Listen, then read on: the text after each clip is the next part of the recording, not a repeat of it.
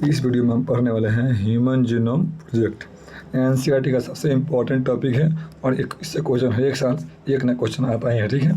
तो इस वीडियो को अच्छे से देखिए और वीडियो को लाइक कीजिए, सब्सक्राइब कीजिए और कमेंट कीजिए जो अच्छा लगे, ठीक है। तो आइए पढ़ते हैं।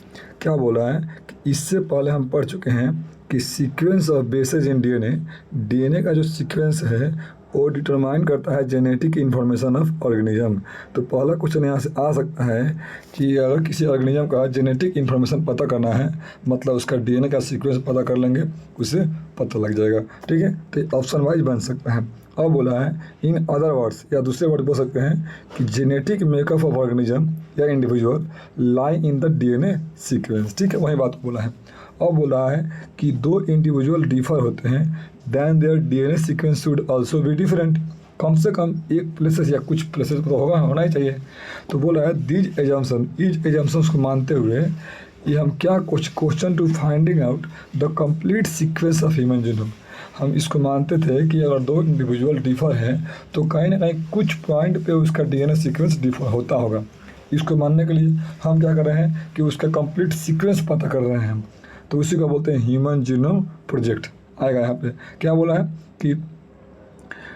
है कि with the establishment of genetic engineering, जो जेनेटिक इंजीनियरिंग टेक्निक यानी बायोटेक जब चालू हुआ, मतलब उसका जब प्रॉपर उसका डिस्कवरी हो चुका है, तो उस समय it was possible to isolate and clone any piece of DNA and availability of simple and fast technique of determining DNA sequence. A very ambitious product of sequencing human genome was launched in 1990s. कहने का मतलब क्या हुआ कि जब genetic engineering का विकास हो गया था तो उसके बाद से जो सीक्वेंसिंग करना है ये बहुत ही आसान हो गया और ये लॉन्च हुआ कब 1990 में। तो इस पूरे पैराग्राफ में एक ही बात यहाँ पूछेगा कि किसी भी इंडिविजुअल का जेनेटिक इन्फॉर्मेशन उसके डीएनए सीक्वेंस से मैच करता है। तो हम डीएनए सीक्वेंस को उसको हम सीक्वेंसिंग कर रहे हैं। तो पहली बार कब हुआ था 1990 में, यानी ह्यूमन जीनोम चालू हुआ था 1990 में, ठीक है। पहला क्वेश्चन यहाँ पे पूछ चुका है, ध्यान रखिएगा। अब इसको हम दूसरी बात की ह्यूमन जीनोम प्रोजेक्ट को हम HGP बोलते हैं और ये मेगा प्रोजेक्ट है, यानी बहुत बड़ा प्रोजेक्ट है। क्यों? क्योंकि ये 13 साल तक चला है, 13 साल तक चला है और इसमें बहुत सारे देश, बहुत सारे इक्विपमेंट, बहुत सारा पैसा लगा है। तो ध्यान से सुनिएगा। तो पहली बात ये मेगा प्रोजेक्ट है। अब कैसे मेगा प्रोजेक्ट है आपको समझ में आएगा।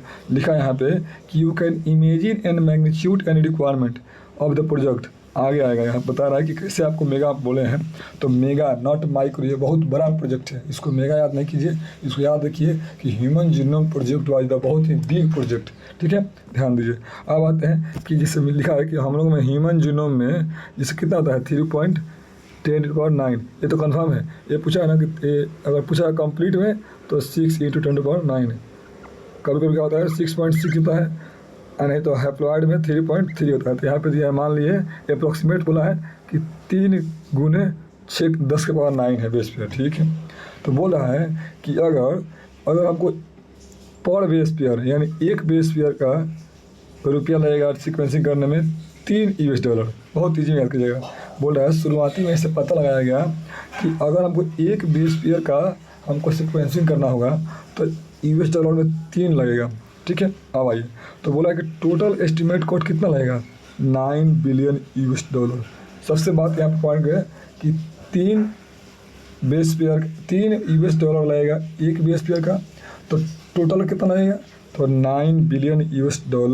तो ये कब बोला है जब हम 3 × 10⁹ बेस पेयर लिए हैं। अगर 6 कर दिए तो वह अलग हो जाएगा। तो इसको ध्यान दीजिएगा, ये हैप्लॉइड सेट पे लिया है $9 बिलियन।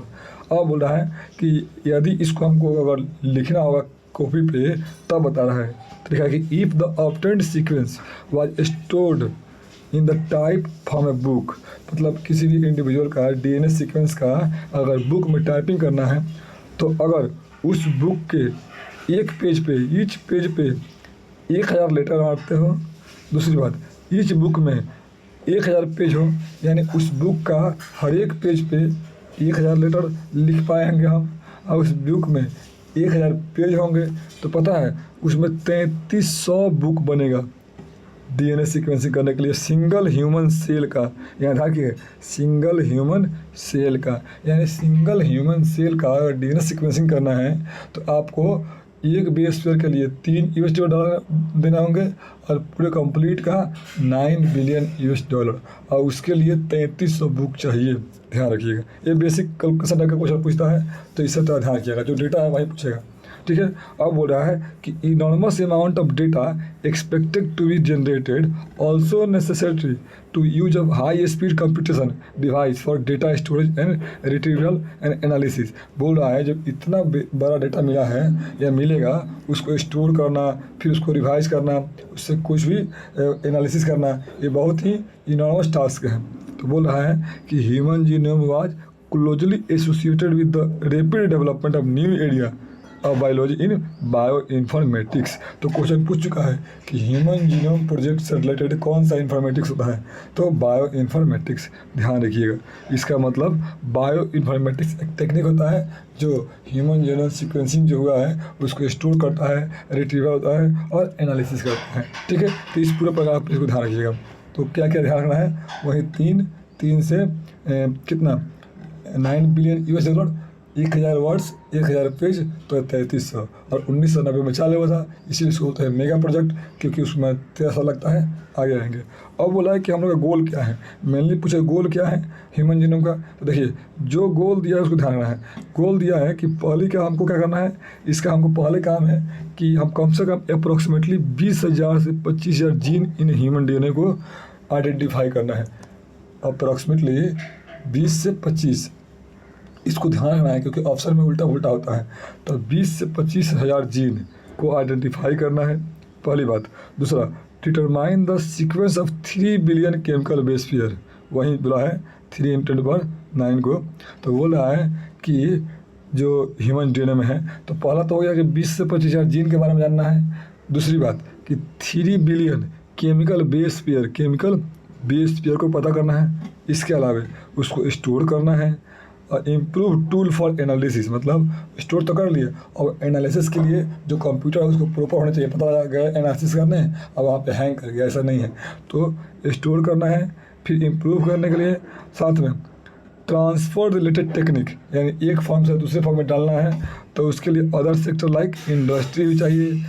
साथ में addresses the ethical, legal and social issues, यानी उसको बोलते हैं इलसी, इसका फुल फॉर्म पूछ चुका है, may be arises from the project. मान लिए इस सीक्वेंस से कुछ लीगल प्रॉब्लम आ गए, कुछ इथिकल प्रॉब्लम आ गए, कुछ सोशल इशूज आ गए, उसको भी इस गोल में सम्मिलित किया गया है।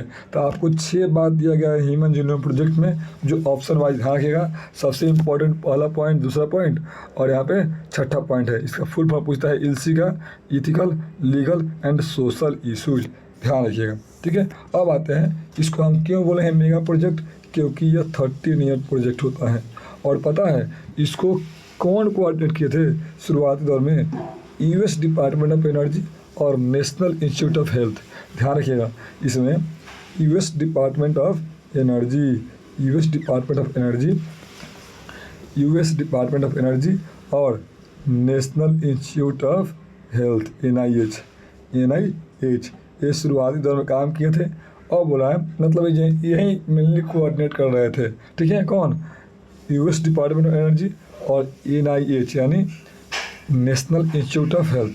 और बोला है कि ड्यूरिंग अर्ली डेज, शुरुआती दिनों में ह्यूमन जीनोम प्रोजेक्ट को वेलकम ट्रस्ट मेजर पार्टनर थे। शुरुआती में वेलकम ट्रस्ट मेजर पार्टनर, लेकिन फिर बाद में जैसे देखते गए कि ज़रूरत पड़ते गया पैसा का, फिर से उसका इक्विपमेंट का या टेक्नोलॉजी का जो भी हो, तो उसके लिए फिर बाद में और कंट्री ऐड होते गए like Japan, France, Germany, China and other. तो क्या इस करेंगे, जेजी सेल फिर से, मतलब क्या बोले हम कि पहले तो क्या था, वेलकम ट्रस्ट था, उसके बाद से जेजी सेल फिर से आ गया। कैसे, जे मतलब जापान, जी मतलब क्या होता है जर्मनी, तो जेजी हो गया जर्मनी, और सी मतलब क्या होता है चाइना, और फिर मतलब फ्रांस।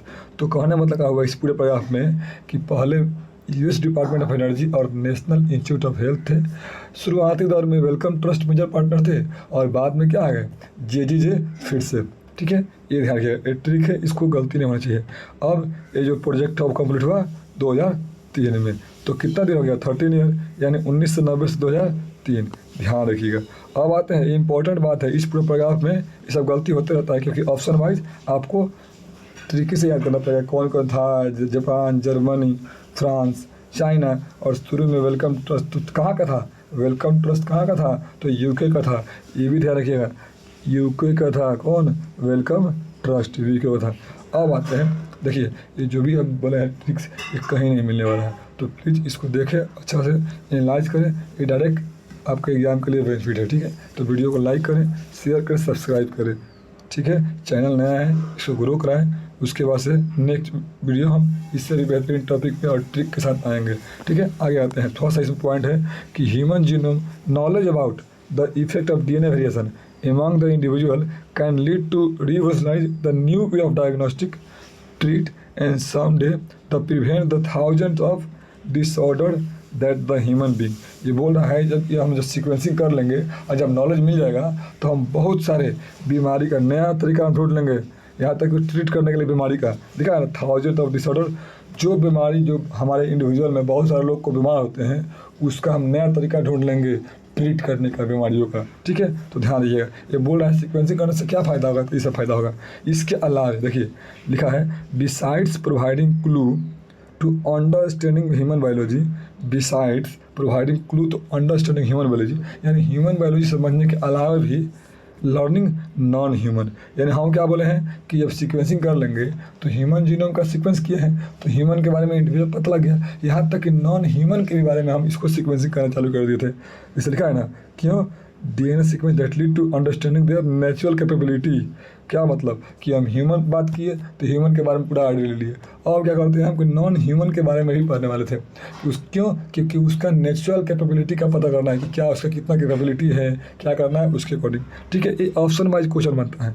तो बोलता है ना कि that can apply to our solving challenges in health care, agriculture, energy production and environmental remediation. बोल रहा है कि जो ह्यूमन में किया था, क्यों कि ह्यूमन में बीमारी कौन कौन सा है, उसको ट्रीट कैसे करना है, उसको कितना बीमारी है, उसका प्रभाव क्या है, वो सब जानना है। लेकिन नॉन ह्यूमन में क्या करना है, उसके नेचुरल कैपेबिलिटी पे पता करना है, साथ में जिसका यूज़ कर सकें हम कहाँ पे, हेल्थ केयर में, एग्रीकल्चर में, एनर्जी प्रोडक्शन में, और इन्वायरमेंटल रीएडिमेशन है। तो इससे याद रखिएगा किस में तो हाँ ई स्क्वायर, हाँ ई स्क्वायर, हाँ मतलब health care, agriculture, energy production और इन्वायरमेंटल रीएडिमेशन।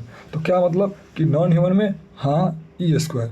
अब बोला है बहुत सारा नॉन ह्यूमन मॉडल बनाया गया, मतलब कि उस पर हम क्या कर सकते हैं, स्टडी कर सकते हैं। तो नॉन ह्यूमन मॉडल मतलब किसका बनाया गया था, क्वेश्चन पूछता है कि non human model of organism कौन कौन से होते हैं, तो बैक्टीरिया, ईस्ट, सिनोडैप्टिस इलिगेंस, जो क्या होते हैं, एक free living non pathogenic nematode होते हैं। ये ध्यान रखिएगा, यहाँ पे फ्री लिविंग की जगह पे कर देगा पैरासिटिक या सिम्बायोटिक, पहली बात। दूसरी क्वेश्चन पूछेगा कि नॉन पैथोजेनिक के बगल में पैथोजेनिक, तीसरी बात निमेटोड के बदले में कुछ भी कर देगा, फंजाई कुछ भी कर देगा। तो केवल आपको सिनोडैप्टिस इलिगेंस से ही आपको 3-4 क्वेश्चन बन सकता है, गलती हो सकता है, इसको ध्यान रखिएगा। ड्रोसोफिला को हम बोलते हैं फ्रूट फ्लाई, पता ही है। और आप कमेंट कीजिए कि इसका लाइफ साइकिल कितने होता है, एनसीईआरटी में दिया हुआ है, जो पूछा हुआ है। और प्लांट में लाइक राइस और एरेबिडोसिस वाज डेवलप टू सीक्वेंस, यानी नॉन ह्यूमन में। अब देखिए यहाँ पे क्या होता है, ये नॉन ह्यूमन मॉडल कौन होता है, तो BCDP, BCDP मतलब बैक्टीरिया, ईस्ट, सिनोडैप्टिस, ड्रोसोफिला, प्लांट में राइस और क्या होता है, एरेबिडोसिस, ठीक है। तो ध्यान रखिएगा, ये जितना हम बोले हैं इस वीडियो में समझिए कि ह्यूमन जीनोम प्रोजेक्ट में मेनली बेसिक क्या था। अब सीक्वेंसिंग कैसे करना है उसको हम नेक्स्ट वीडियो में लेंगे। तो अभी इसको बेसिक समझिए, ठीक है। और वीडियो को लाइक कीजिए, सब्सक्राइब कीजिए और कमेंट कीजिए कि कितना मतलब कहाँ पे प्रॉब्लम है। और नेक्स्ट वीडियो में हम इसके आगे मेथोडोलॉजी पढ़ेंगे, जो कि इंपॉर्टेंट है और नीट 25 में आया हुआ क्वेश्चन है, ठीक है। तो मिलते हैं नेक्स्ट वीडियो में, तब तक के लिए धन्यवाद।